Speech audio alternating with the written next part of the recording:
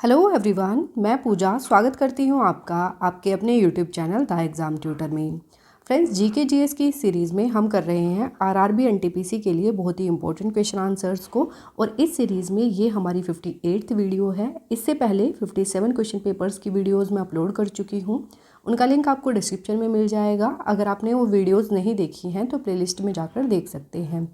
इन videos में आपको वही क्वेश्चंस मिलते हैं जो कि या तो प्रीवियस ईयर में एग्ज़ाम में पूछे जा चुके हैं या फिर जिनके पूछे जाने की पॉसिबिलिटीज़ काफ़ी ज़्यादा होती हैं। और इन क्वेश्चन से रिलेटेड जितनी भी एक्स्ट्रा इन्फॉर्मेशन होती है जो कि एग्ज़ाम के पॉइंट ऑफ व्यू से काफ़ी इंपॉर्टेंट होती है, उसको भी हम साथ साथ कवर करते जाते हैं। फ्रेंड्स देखिए, वैसे तो ये वीडियो जो है आरआरबी एनटीपीसी के एग्ज़ाम को ध्यान में रखते हुए बनाई गई है, लेकिन अगर आप किसी भी एग्ज़ाम की तैयारी करते हैं जिसमें जीएस पोर्शन एक इंपॉर्टेंट रोल प्ले करता है तो ये वीडियो आपके लिए काफ़ी हेल्पफुल रहने वाला है। तो वीडियो में एंड तक ज़रूर बने रहिएगा। तो चलिए बिना देरी करते हुए बढ़ते हैं अपने क्वेश्चंस की ओर, जिसमें हमारा फर्स्ट क्वेश्चन है, which among the following is not a propulsion vehicle technique. निम्नलिखित में से कौन प्रणोदक वाहन तकनीक नहीं है। तो प्रोपल्सन व्हीकल टेक्निक या फिर लॉन्च व्हीकल क्या होते हैं, तो इनका उपयोग जो है अंतरिक्ष यान को पृथ्वी की सतह से अंतरिक्ष में ले जाने के लिए किया जाता है। ये होती है प्रोपल्सन व्हीकल टेक्निक। अब ऑप्शंस दिए हैं कि इनमें से कौन सा प्रोपल्सन व्हीकल टेक्निक नहीं है। तो इसमें से एमएसएलवी जो है ये कोई भी प्रोपल्सन व्हीकल टेक्निक नहीं है। इसकी फुल फॉर्म होती है माइक्रो सैटेलाइट लॉन्च व्हीकल। क्या फुल फॉर्म होती है? Micro satellite launch vehicle. और इसका उपयोग जो है जो माइक्रो सैटेलाइट्स होते हैं उनको डिप्लॉय करने के लिए, यानी कि उनको तैनात करने के लिए जो है एमएसएलवी का उपयोग किया जाता है। बात करें जीएसएलवी की, तो जीएसएलवी की फुल फॉर्म होती है जियो सिंक्रोनस लॉन्च व्हीकल जो है, इसकी फुल फॉर्म होती है। एएसएलवी की बात करें तो एएसएलवी की फुल फॉर्म होती है augmented satellite launch vehicle. PSLV की फुल फॉर्म होती है पोलर सैटेलाइट लॉन्च व्हीकल जो है, इसकी फुल फॉर्म होती है। ये सारे क्या हैं? प्रोपल्सन व्हीकल टेक्निक है। इसमें से एमएसएलवी जो है ये प्रोपल्सन व्हीकल टेक्निक नहीं है। तो इस क्वेश्चन का आंसर हो जाएगा हमारा ऑप्शन 2। फ्रेंड्स देखिए, इन वीडियोस में हम जो हैं 25 क्वेश्चंस को कवर करते हैं। और जब भी आप इन वीडियोस को देखते हैं तो मेक श्योर कीजिएगा कि आप कॉपी और पेन को लेकर के बैठिएगा और मेरा आंसर बताने से पहले आप कॉपी में अपना आंसर मार्क कीजिएगा। इससे क्या होगा कि आपको पता चल पाएगा कि इन 25 क्वेश्चंस में से आपके कितने क्वेश्चन सही हुए हैं और आपकी जो तैयारी है, आपकी जो प्रिपरेशन है, आप उसको बेहतर ढंग से एनालाइज कर पाएंगे। और लास्ट में मुझे कमेंट बॉक्स में कमेंट करके ज़रूर बताइएगा कि इन 25 क्वेश्चंस में से आपके कितने क्वेश्चन सही हुए हैं। इस वीडियो के लास्ट में मैंने आपके लिए क्वेश्चन भी रखा है जो कि क्वेश्चन ऑफ द डे होगा और उस क्वेश्चन का आंसर आपको कमेंट बॉक्स में कमेंट करके देना है। अगर आप इस वीडियो को ध्यान से देखते हैं तो उस क्वेश्चन का आंसर आपको इसी वीडियो में मिल जाएगा। तो वीडियो को ध्यान से ज़रूर देखना है।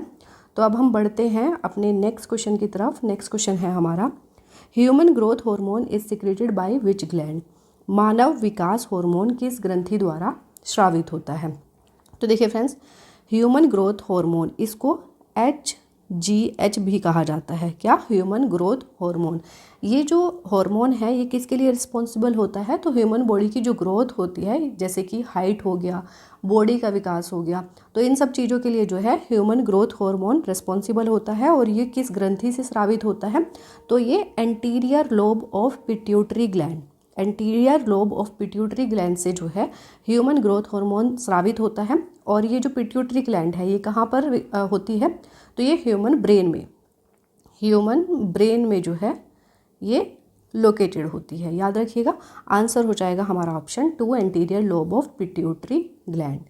नेक्स्ट क्वेश्चन देख लेते हैं। नेक्स्ट क्वेश्चन है, which among the following is related to the UN sustainable development goals responsible consumption and production. निम्नलिखित में से कौन संयुक्त राष्ट्र के सतत विकास लक्ष्यों, जिम्मेदार उपभोग और उत्पादन से संबंधित है।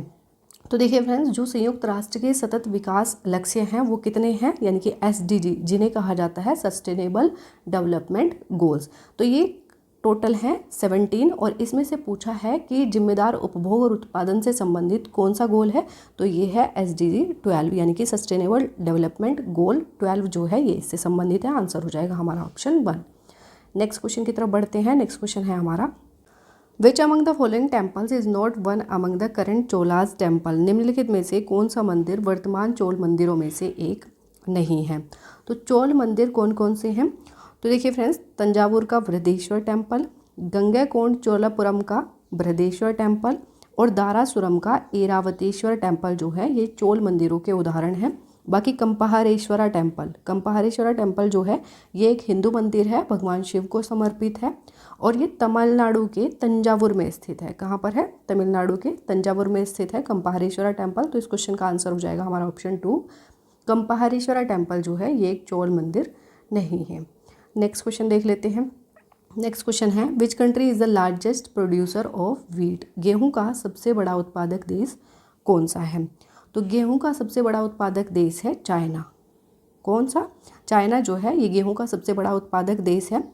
चाइना के अलावा गेहूं के उत्पादन में जो महत्वपूर्ण भूमिका निभाते हैं कुछ अन्य देश भी हैं, वो कौन कौन से हैं। तो सबसे पहले अपना प्यारा भारत, इंडिया, उसके बाद USA, कनाडा और रसिया, ये भी जो हैं क्या करते हैं, गेहूं के उत्पादन में महत्वपूर्ण भूमिका निभाते हैं, ये भी याद रखिएगा। तो इस क्वेश्चन का आंसर हो जाएगा ऑप्शन 3 चाइना। नेक्स्ट देख लेते हैं। नेक्स्ट क्वेश्चन है हमारा, Vikramaditya is the other name of which famous ruler. Vikramaditya किस प्रसिद्ध शासक का दूसरा नाम है। तो विक्रमादित्य जो है ये चंद्रगुप्त सेकंड यानी कि चंद्रगुप्त द्वितीय का दूसरा नाम है विक्रमादित्य। और चंद्रगुप्त द्वितीय जो है ये गुप्त साम्राज्य के तीसरे शासक हुए हैं। कौन से तीसरे शासक हुए हैं, पहले शासक थे चंद्रगुप्त प्रथम जिनके पोते हैं चंद्रगुप्त द्वितीय। उसके बाद समुद्रगुप्त जो कि चंद्रगुप्त प्रथम के पुत्र थे और समुद्रगुप्त के पुत्र हैं चंद्रगुप्त द्वितीय। गुप्त साम्राज्य के समय को जो है भारत का स्वर्णिम युग भी कहा जाता है, ये भी याद रखिएगा। तो इस क्वेश्चन का आंसर हो जाएगा हमारा ऑप्शन 3, चंद्रगुप्त सेकंड का नाम था क्या, विक्रमादित्य। नेक्स्ट देख लेते हैं।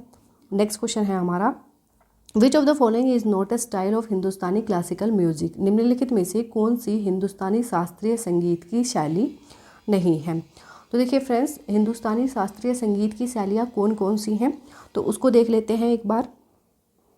पहला है ध्रुपद। ध्रुपद जो है ये हिंदुस्तानी शास्त्रीय संगीत की एक शैली है। ख्याल,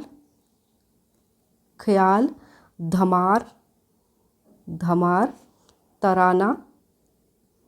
तराना, ठुमरी और टप्पा। ये क्या है, ये कुछ हिंदुस्तानी शास्त्रीय संगीत की शैलियाँ हैं। इनको याद रखिएगा क्योंकि क्वेश्चन पूछ लिया जाता है 4 ऑप्शन दे करके, जिनमें से एक जो है हिंदुस्तानी जो शास्त्रीय संगीत की शैली इनमें से कौन सी नहीं है, इस तरीके से क्वेश्चन पूछ लिया जाता है। तो याद रखिएगा, ध्रुपद हो जाएगा, ठुमरी हो जाएगा, टप्पा हो जाएगा। इनमें से अलापना जो है ये हिंदुस्तानी शास्त्रीय संगीत की शैली नहीं है। तो इस क्वेश्चन का आंसर हो जाएगा ऑप्शन 3। नेक्स्ट देख लेते हैं। नेक्स्ट क्वेश्चन है हमारा, which among the following tribe is related to Nagaland. निम्नलिखित में से कौन सी जनजाति नागालैंड से संबंधित है। तो देखिए फ्रेंड्स, इस क्वेश्चन का आंसर करने के लिए आपको पता होना चाहिए कि नागालैंड से संबंधित जनजाति कौन कौन सी हैं। तो देखिए मैं बता देती हूँ, कुछ जनजातियाँ हैं जो कि इम्पोर्टेंट हैं एग्जाम के पॉइंट ऑफ व्यू से। तो अंगमी जो है ये नागालैंड की जनजाति है। चांग जनजाति काफ़ी इंपॉर्टेंट है, कई बार एग्जाम में पूछा गया है। चांग, कोन्याक जनजाति ये भी नागालैंड से संबंधित है। लोथा जो है ये भी नागालैंड की है। फोम जनजाति ये भी नागालैंड की है। पोचुरी, सांगताम और तिखिर,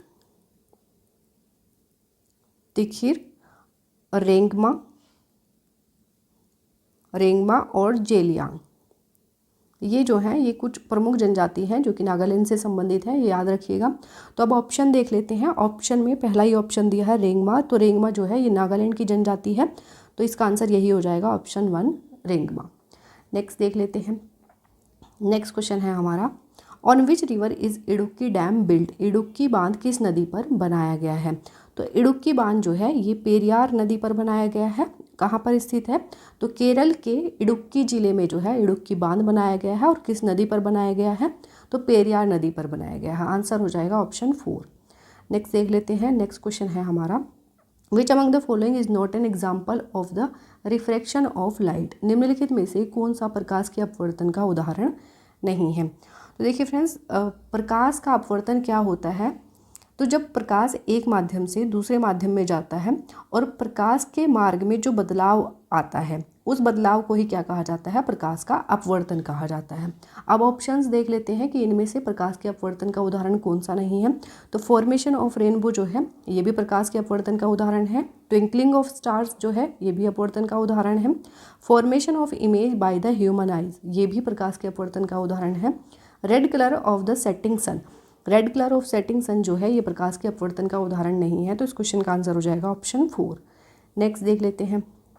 नेक्स्ट क्वेश्चन है हमारा, which among the following is an international treaty signed by the industrial nations relating to the mandatory limits of green house gas emission, निम्नलिखित में से कौन सी ग्रीन हाउस गैस उत्सर्जन की अनिवार्य सीमा से संबंधित औद्योगिक राष्ट्रों द्वारा हस्ताक्षरित एक राष्ट्रीय संधि है। तो ग्रीन हाउस गैस उत्सर्जन से रिलेटेड क्या है, तो ये है क्योटो प्रोटोकॉल। क्या है, क्योटो प्रोटोकॉल है और ये यूएनएफसीसी मतलब United Nations framework convention on climate change का एक इंटरनेशनल एग्रीमेंट है। किसका, यूएनएफसीसी का ये एक इंटरनेशनल एग्रीमेंट है। इसको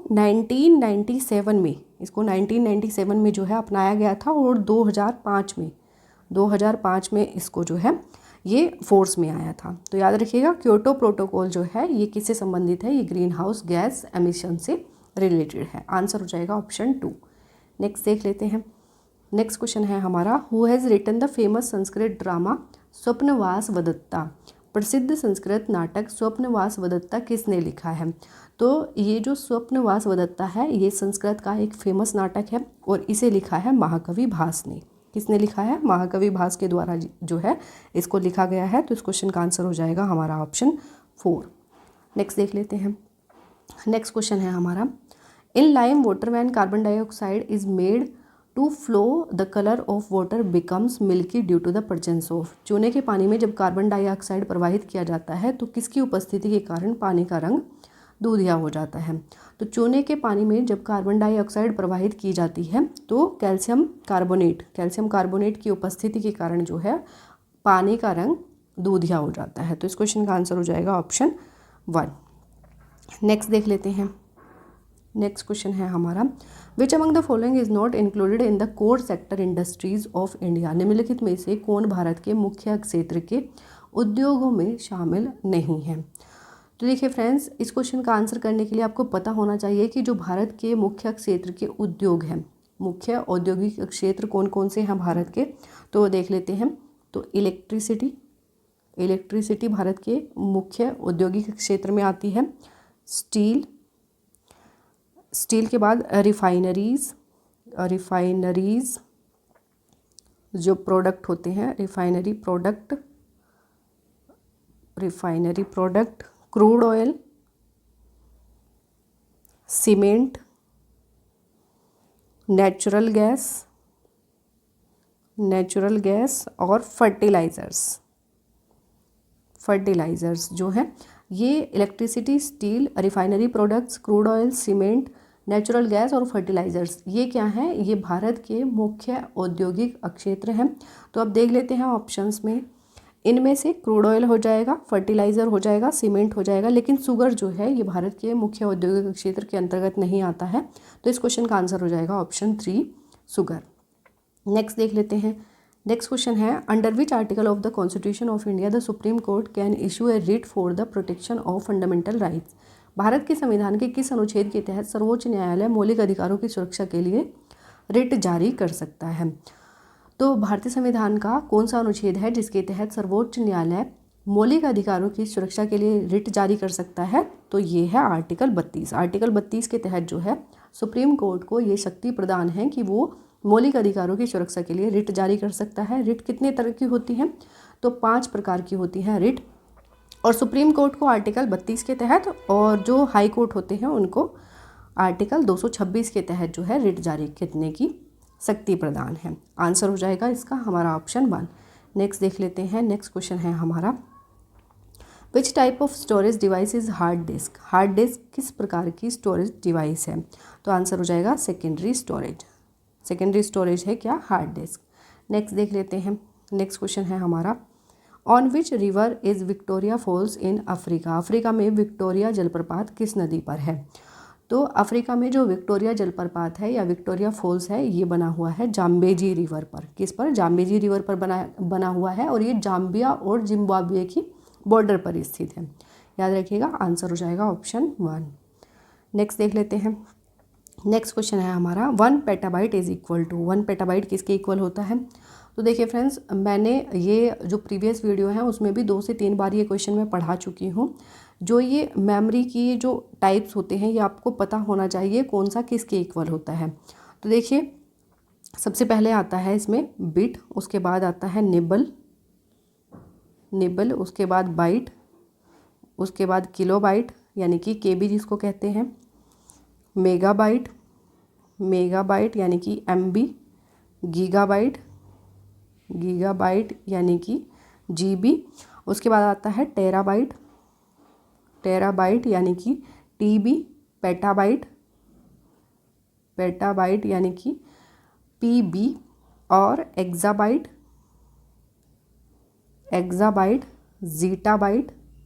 ज़ीटाबाइट, और उसके बाद आता है योटाबाइट। क्या, योटाबाइट। देखिए सबसे पहले देखिए, बिट जो है ये 4 बिट मिलकर के क्या बनाता है, एक निबल बनाता है। 4 bit is equal to 1 nibble होता है और 2 निबल मिलकर जो है एक बाइट बनाता है। उसके बाद बाइट जो है 1024 बाइट मिलकर के एक किलोबाइट बनाते हैं यानी कि केबी बनाते हैं। उसके बाद 1024 किलोबाइट मिलकर के मेगाबाइट बनाते हैं यानी कि एमबी बनाते हैं। इसके बाद वही सीक्वेंस चलता जाता है 1024 का। तो याद रखिएगा 1 पेटाबाइट कहाँ पर आता है हमारा, 1 पेटाबाइट इज इक्वल टू किसके होता है। तो देखिए पेटाबाइट यहाँ पर है तो पेटाबाइट 1024 टेराबाइट के इक्वल होगा। तो आंसर हो जाएगा 1024 टेराबाइट, आंसर ऑप्शन 1। नेक्स्ट देख लेते हैं, नेक्स्ट क्वेश्चन है हमारा, what is the full form of CLI in computer vocabulary. Computer शब्दावली में CLI का पूर्ण रूप क्या है। तो कंप्यूटर की शब्दावली में CLI का पूर्ण रूप होता है कमांड लाइन इंटरफेस। आंसर हो जाएगा option 3, command line interface. Next देख लेते हैं, नेक्स्ट क्वेश्चन है हमारा, which among the following methods is used for the separation of NaCl and NH4Cl from the mixture of the two. निम्नलिखित में से किस विधि का उपयोग NaCl यानी कि सोडियम क्लोराइड और NH4Cl यानी कि अमोनियम क्लोराइड को दोनों के मिश्रण से अलग करने के लिए किया जाता है। तो इसमें उपयोग किया जाता है ऊर्ध्वपातन का यानी कि सब्लिमेशन का। कौन सी विधि उपयोग में लाई जाती है, सब्लिमेशन की विधि जो है NaCl और NH4Cl को अलग करने के लिए उपयोग में लाई जाती है। आंसर हो जाएगा ऑप्शन 2। नेक्स्ट देख लेते हैं, नेक्स्ट क्वेश्चन है हमारा, which among the following articles of the constitution makes provisions for Vidhan Parishad in the states. संविधान का निम्नलिखित में से कौन सा अनुच्छेद राज्यों में विधान परिषद का प्रावधान करता है। तो संविधान का ऐसा कौन सा अनुच्छेद है जो कि राज्यों में विधान परिषद के प्रावधान से संबंधित है। तो ये है आर्टिकल 169। आर्टिकल 169 जो है ये राज्यों में विधान परिषद के प्रावधान से संबंधित है। आंसर हो जाएगा ऑप्शन 2। नेक्स्ट देख लेते हैं, नेक्स्ट क्वेश्चन है हमारा, who became the first viceroy of India. Bharat के प्रथम वाइसराय कौन बने। तो भारत के प्रथम वाइसराय बने थे लॉर्ड कैनिंग। आंसर हो जाएगा ऑप्शन 1, लॉर्ड कैनिंग। नेक्स्ट देख लेते हैं, नेक्स्ट क्वेश्चन है, which among the following is the surface to surface intercontinental ballistic missile developed in India. निम्नलिखित में से कौन भारत में विकसित सतह से सतह पर मार करने वाली अंतर महाद्वीपीय बैलिस्टिक मिसाइल है। तो भारत में विकसित सतह से सतह पर मार करने वाली अंतर महाद्वीपीय बैलिस्टिक मिसाइल है अग्नि 5। कौन सी है, अग्नि 5 जो है ये सतह से सतह पर मार करने वाली अंतर महाद्वीपीय बैलिस्टिक मिसाइल है। तो इस क्वेश्चन का आंसर हो जाएगा ऑप्शन 1। नेक्स्ट देख लेते हैं, नेक्स्ट क्वेश्चन है हमारा, which stage of mitosis constitutes the alignment of micro chromosomes at the centre of the cell on the equatorial plate. Mitosis का कौन सा चरण भूमध्य रेखीय प्लेट पर कोशिकाओं के केंद्र में गुणसूत्रों के संरेखण का गठन करता है। तो देखिए फ्रेंड्स, माइटोसिस क्या है। माइटोसिस ये जो है सेल डिवीज़न का एक टाइप है। सेल डिवीज़न में 2 टाइप होते हैं, एक माइटोसिस और एक मियोसिस। तो माइटोसिस के लिए पूछा है कि कौन सी ऐसी फेज़ है माइटोसिस की जिसमें जो क्रोमोसोम्स है वो सेंटर में अलाइन हो जाते हैं। तो माइटोसिस की 4 फेजेस होती हैं, प्रोफेज, मेटाफेज, एनाफेज और टीलोफेज। तो इसमें से मेटाफेज में जो है जो क्रोमोसोम्स हैं वो ये सेल है, ये सेंटर है, तो यहाँ पर सेंटर में जो है जो हमारे गुणसूत्र हैं वो अलाइन हो जाते हैं मेटाफेज में। आंसर हो जाएगा ऑप्शन 3। नेक्स्ट देख लेते हैं। नेक्स्ट क्वेश्चन है हमारा, by whom among the following was the end of Kakatiya dynasty. निम्नलिखित में से किसके द्वारा काकतीय वंश का अंत हुआ था? तो काकतीय वंश का जो अंत किया गया था ये किया गया था दिल्ली सल्तनत के द्वारा। आंसर हो जाएगा हमारा ऑप्शन 4 दिल्ली सल्तनत। नेक्स्ट देख लेते हैं। तो नेक्स्ट जो है ये हमारा क्वेश्चन ऑफ द डे है। इस क्वेश्चन का आंसर आपको कमेंट बॉक्स में कमेंट करके देना है। तो देख लेते हैं इसमें कौन सा क्वेश्चन दिया है। Which country is the largest producer of wheat. गेहूं का सबसे बड़ा उत्पादक देश कौन सा है?